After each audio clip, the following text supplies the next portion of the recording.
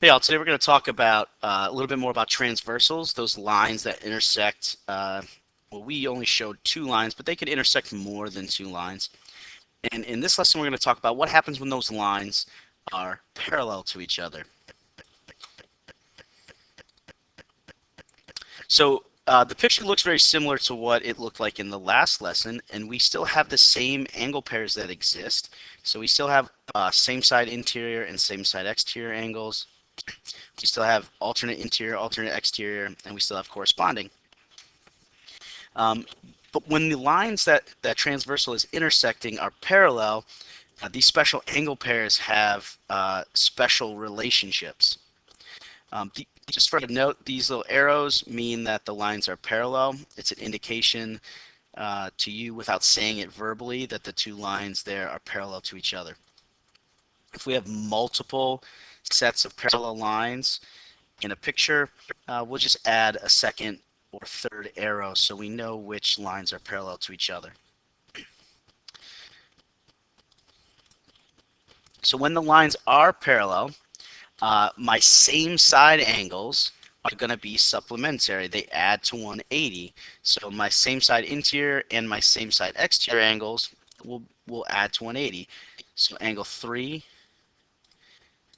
and angle 6, if I add those two measures together, when these lines are parallel, they'd add to 180. Angle 4 and angle 5, those same side interior angles, will add to 180 when these two lines are parallel. 2 and 7 will add to 180, and 1 and 8 will add to 180.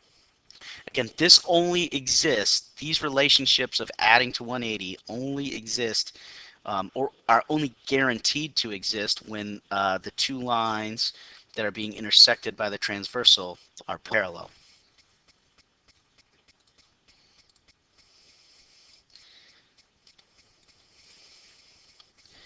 Our alternate angles are going to be congruent.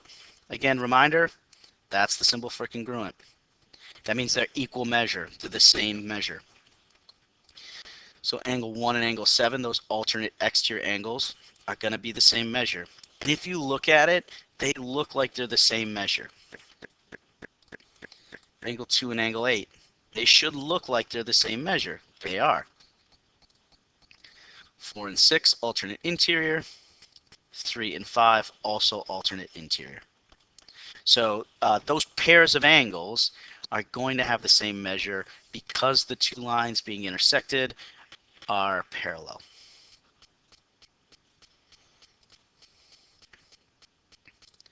And the last pair of angles that we had were the corresponding angles. Again, corresponding angles are going to be congruent.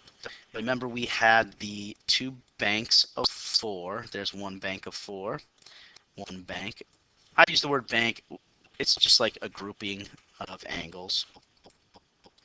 So angle 1 and angle 5, they're in the same position. The upper left angle in that group of 4, those two angles are going to be congruent. They should look congruent. They should look like they're the same size. 2 and 6 will be congruent.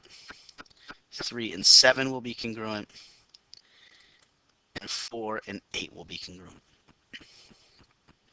I should point out right now that we also have vertical angles and linear pairs that exist in these pictures, and they will exist whether or not the parallel lines are parallel. So in the last lesson when we had two lines being intersected by a transversal, they weren't parallel, and we still would have vertical angles and linear pairs that exist. These relationships that we're talking about here today exist because these two lines are parallel to each other. So they're unique to this scenario. So let's practice identifying the angle pair, just like we did last time, so a bit of review. Remember that this is the interior between the parallel lines. So my angles x and y here are exterior.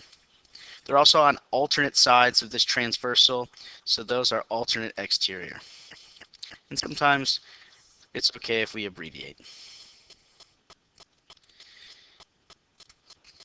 This x and y, they're between the two parallel lines. and they're on the same side of the transversal, so we'll call those same side, and I'll just do SS interior.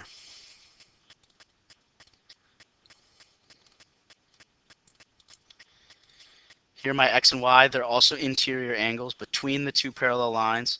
This time they're on opposite sides or alternate sides of that transversal, and so we'll call those alternate interior angles.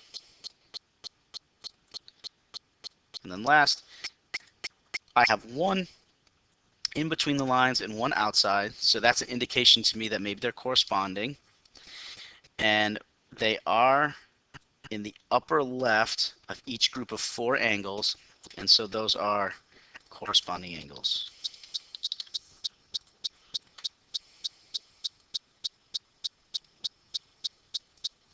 So once you can identify what the angle pair is, then if you recall the relationship that they should have if the lines are parallel, you can find missing angle measures. So I have some red arrows here. That means those two lines are parallel. This angle 85 and this angle question mark are both in between the two parallel lines. That makes them interior angles. And they're on the same side of the transversal. So that means that they should be supplementary. They should add to 180. So I can write a quick little equation, 85 plus question mark equals 180. And when I solve that, I find that this angle is 95 degrees. These two angles, one of them is interior, one of them is exterior. They're both in the bottom right of these groups of 4 angles. And so they're corresponding angles, which means they should be equal. And so that missing angle is 50 degrees. And this last one, these are both interior angles, both between the parallel lines, and they're on alternate sides of that transversal. So they're alternate interior angles. And from the beginning of this lesson, we should know that those angles are congruent. So that missing one is also 125 degrees.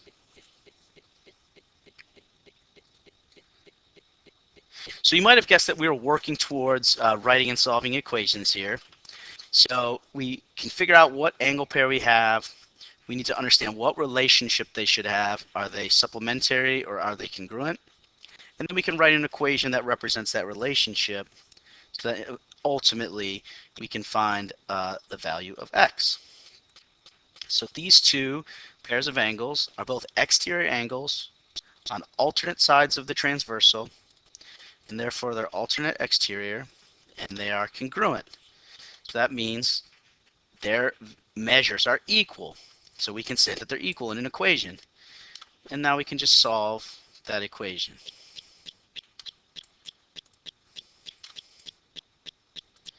I'm going quickly through the solving of the equation. If you do have a little rust on your solving equation skills, just ask for help. So we find that x is 4. When we plug 4 back in here, what we should get is 130 degrees total because these two are equal. And that's exactly what we would get. Same idea here. I have two angles both on the same side of the transversal and both interior. So those are same side interior angles. And that means I need to add 7x plus 11 and 120 and say that that addition adds to 180. And now I can solve. I'll clean up the 11 plus 120, subtract, divide, and find that x is 7.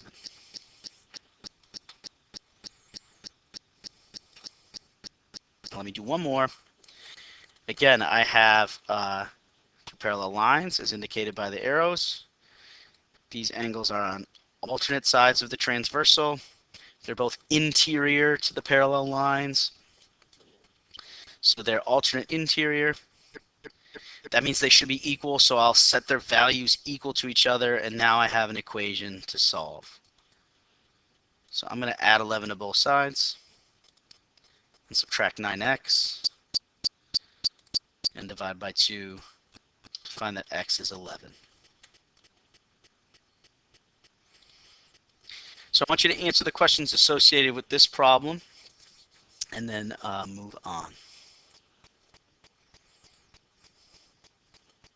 And that's the end. If you have questions, make sure you write them down. You ask me as soon as you get the chance.